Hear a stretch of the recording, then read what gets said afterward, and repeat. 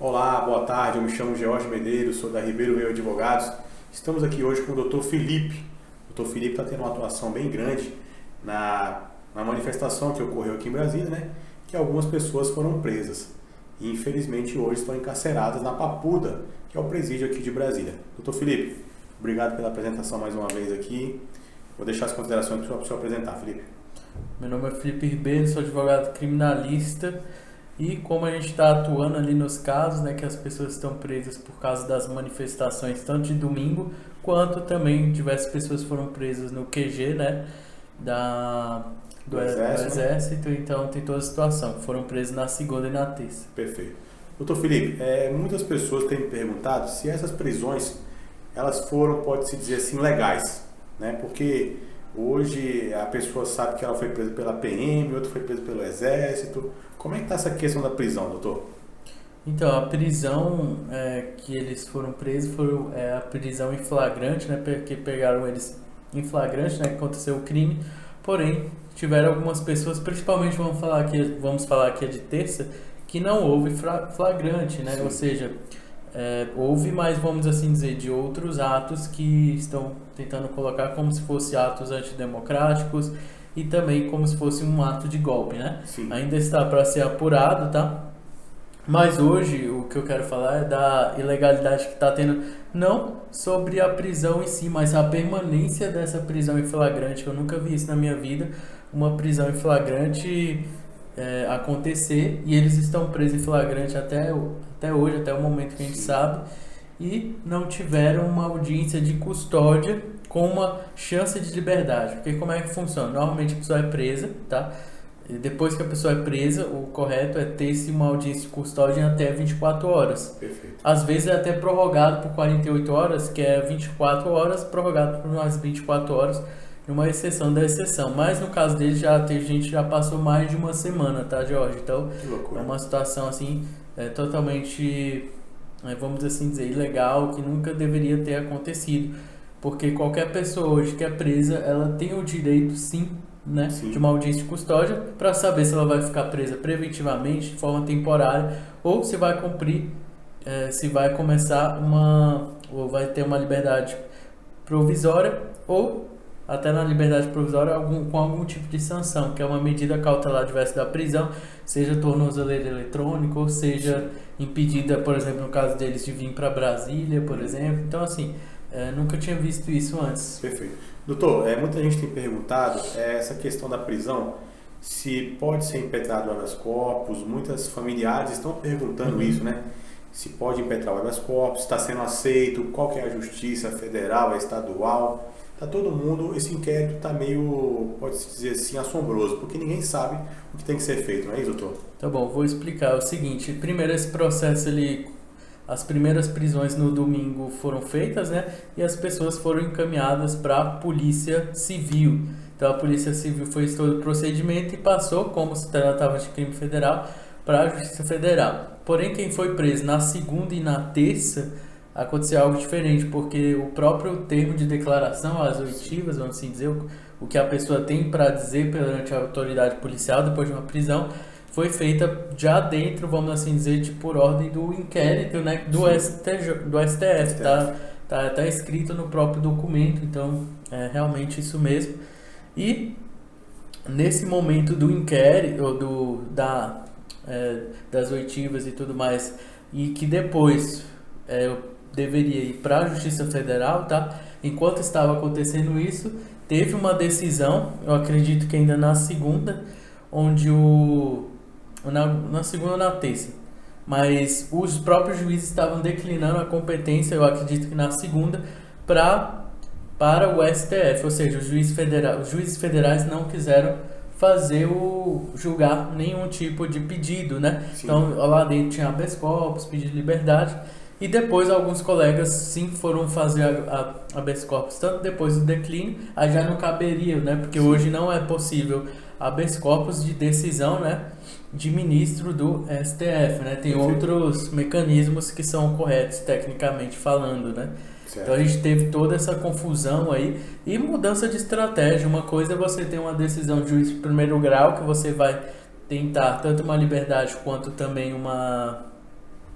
um habeas corpus, seja o que for a estratégia, mas quando foi pro STF, as estratégias mudaram totalmente. Então, inclusive aqui do escritório, e hoje realmente o que é necessário é focar no pedido de liberdade, que é onde a pessoa tem chance de ser solta, vamos assim dizer. Pode ser, perfeito.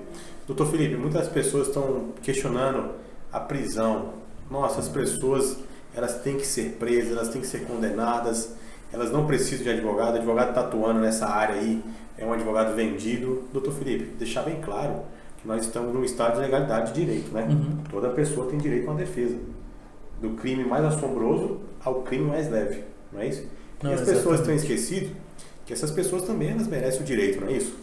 Toda pessoa tem o direito de defesa, desde uma pessoa que comete um crime horrível até uma pessoa que comete qualquer tipo de crime, né? Sim. Então a gente tem ali dentro dessas pessoas que cometeram, né, supostamente cometeram crimes, a gente tem os manifestantes, tem gente que fez também atos que, assim, eu vou falar de vandalismo, mas que está sendo considerado como um crime pior, mas só para vocês entenderem, que fez lá a parte de depredação e tudo nos órgãos públicos. Então, assim, a gente está... mas o que eu quero que vocês entendam? Independente do que a pessoa fez lá, ela tem que responder pelo que ela fez de forma individualizada. Então, a acusação ele tem que individualizar a conduta de cada um ali, tá? Mas, independente disso, toda pessoa tem direito de defesa, ainda mais muitas pessoas que estão ali, elas não são criminosas. Então, assim, é um absurdo, porque você tem um criminoso, uma pessoa que matou alguém, um traficante, que, assim, realmente são pessoas que fazem parte do crime mesmo, tá? Ou cometer um crime, mas um crime de gravidade, né? E essa pessoa ela tem o direito de 24 horas, ter uma audiência de custódia, e ela vai saber se ela vai continuar presa ou se ela vai responder em liberdade. Nesse caso é terrível, porque as pessoas não sabem até hoje, estão presas até hoje em flagrante, tá? Mas toda pessoa tem direito de defesa, ainda mais as pessoas que estão lá, a maioria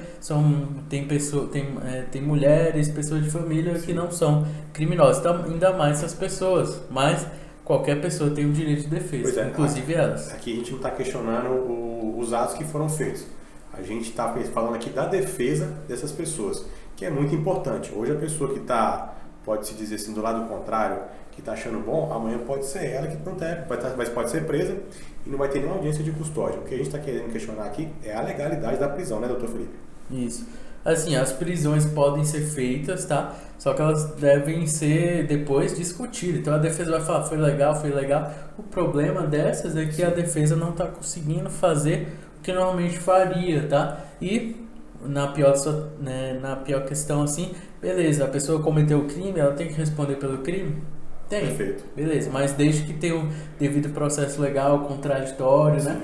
E ampla defesa, e nesse caso estão sendo violados, na minha visão, e é uma flagrante ilegalidade aí. Perfeito. Que está acontecendo. Doutor Felipe, vamos mostrar para o nosso telespectador aqui, para o nosso ouvinte, que como é que está sendo essa questão lá na Papuda?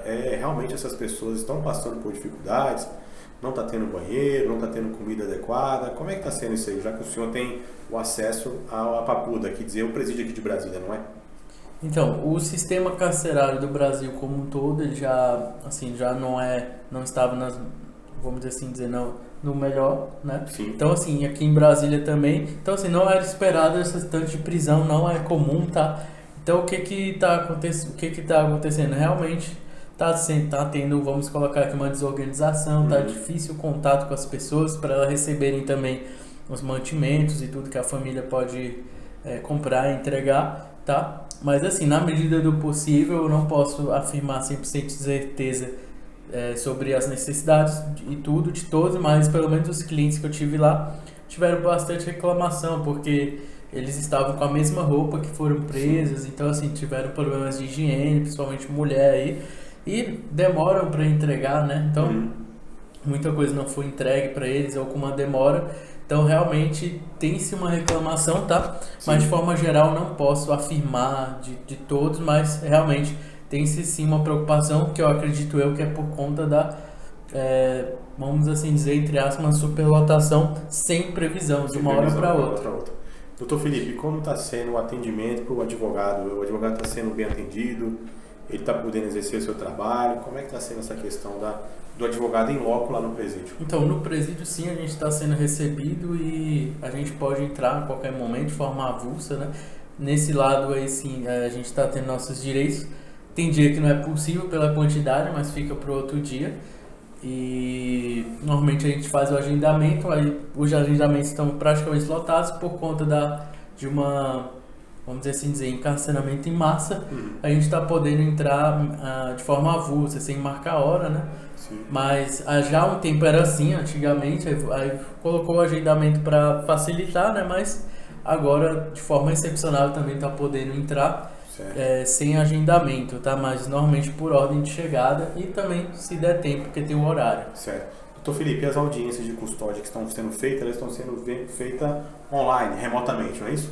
Isso, por ordem, né, do ministro Alexandre de Moraes, as audiências devem ser feitas online e gravadas e remetidas para ele pelo que a gente chama de malote digital, que é uma forma mais rápida, né? Certo. Então, assim, está sendo feita a ata enviado para lá e então, estão sendo feitas aí, na sua maioria, por juízes federais do Brasil todo. Então, a gente está usando diversos juízes para que fossem finalizadas. Até onde eu sei, neste momento, as mulheres já foram finalizadas e as dos homens, se não foram finalizadas, estão prestes a ser finalizadas. Eu acredito que depois das audiências de custódia, o ministro Alexandre de Moraes, né, que é a pessoa ali que está responsável por analisar os pedidos de liberdade, vai analisar e dar seu julgamento, que eu acredito que aí a gente vai saber quem vai ser solto e quem não vai.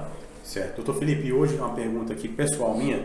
Qual que é o papel do Ministério Público Federal hoje nessas prisões? Está sendo atuado ou não está sendo? Qual o papel do Ministério Público hoje? O papel do Ministério Público, principalmente nas audiências de custódia, é realmente ver se ele vai pedir para cada pessoa, né? Sim. Ou uma conversão em prisão preventiva ou temporária. Nesse caso, estão pedindo só preventiva, né? Justamente por fundamento com relação à ordem pública, né? Para que não se tenha problema de segurança em geral, vamos assim dizer. E eles podem também pedir liberdade provisória e medidas cautelares diversas da prisão. Tem clientes meus que eles pediram prisão preventiva e outros eles pediram prisão preventiva, mas com conversão de medidas cautelares diversas da prisão, que é o afastamento, não ficar em Brasília, não poder vir, não poder se manifestar nem presencialmente e nem pela internet.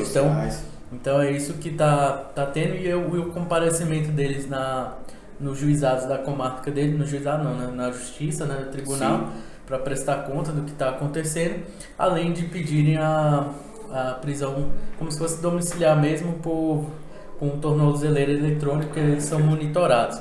Mas assim, eles estão fazendo isso e depois disso eles vão começar as denúncias. Não sei se já começaram a denunciar alguém pelos crimes ou não denunciar, né? Porque você tem agora, a gente teve uma fase bem rápida, mais de inquérito. Sim. Porém, as agências não foram rápidas, mas o Ministério Público é o responsável por acusar. Então, ele está aproveitando a investigação feita e vai continuar fazendo também de forma própria, e depois ele vai decidir se ele quer denunciar ou não, ou seja, se a pessoa vai responder criminalmente ou não. Certo. Doutor Felipe, outra dúvida aqui que surgiu por exemplo, está tendo essa questão da nota de culpa. A pessoa, quando ela é retida lá para o presídio, está tendo uma nota de culpa. Essa nota de culpa, a pessoa que foi presa, ela é obrigada a assinar? Ela é obrigada a produzir prova contra si mesma ou não? A pessoa não é obrigada a assinar, tá? Porém, se ela não assinar, 2 testemunhas vão assinar. A nota de culpa não significa, tá? Que a pessoa vai responder por aquilo, então, mas a pessoa ela tem o direito de não assinar. Mas normalmente, como as pessoas ali, a maioria está colaborando, são pessoas inocentes, elas estão assinando, tá? E se não assinar, 2 testemunhas vão assinar por ela e tudo.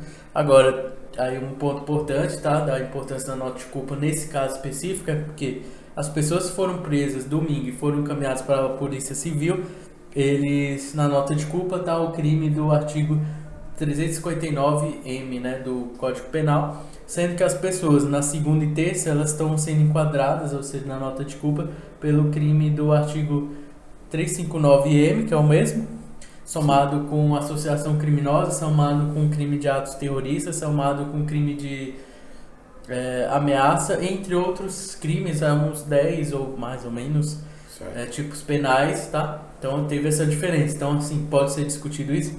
Talvez, eu não coloco aqui de forma afirmativa, mas independente disso, a parte de inquérito, né, essa parte inicial, ela pode ser levada em consideração ou não, mas depois da denúncia e sim que começa a defesa processual. Antes disso, é o que a gente chama de fase pré-processual. Certo.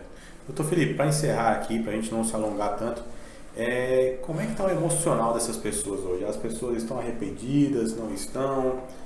Como é que está o emocional dessas pessoas hoje, doutor? A maioria que eu conversei, elas realmente falaram assim, poxa, eu estava no lugar errado, na hora errada. Então, assim, a maioria estava ali pelo menos dos meus clientes estavam ali para se manifestar pacificamente e aconteceu o que aconteceu. Se eles soubessem, eles já tinham, às vezes a pessoa já foi, porque tinha muita gente fora de Brasil, já foram em outros, e muitos familiares deles e diversas pessoas que estão assistindo aqui já foram, né, nessas manifestações e só que dessa vez, né, ocorreram prisões foi totalmente diferente das outras, né, independente do motivo, mas a gente sabe que no Brasil todo diversas pessoas se manifestam, seja com relação a essa parte aí, né, que foi no domingo, né? Que, embora eu chamo de bolsonaristas, eu não sei se todo mundo ali é bolsonarista, mas eu acredito que tem uma vertente mais de direita, né? Certo. Mas assim como todos que tem um posicionamento esquerdo, ou que nem aqui aconteceu, né? O Ibanez foi afastado e tem pessoas que se manifestaram pedindo impeachment dele. Então assim, sempre vai ter manifestações, sempre houve, né? Só que dessa vez teve toda essa questão, né, que a gente sabe, e tem uma questão política muito grande, talvez, mas o que importa é que as pessoas, elas têm o seu direito de defesa e esse direito, ele não pode ser violado de qualquer maneira. Perfeito.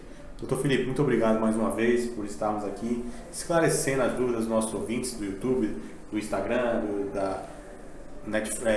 todos os lugares, né? Então, assim, as pessoas que tiverem alguma dúvida podem entrar em contato aqui. O escritório da Ribeiro Veio Advogados foi muito eficiente quando ocorreu tudo isso. Já estava lá atuando. Mostra mais uma vez o empenho e dedicação dos advogados aqui da Ribeiro Veio, não é isso, doutor?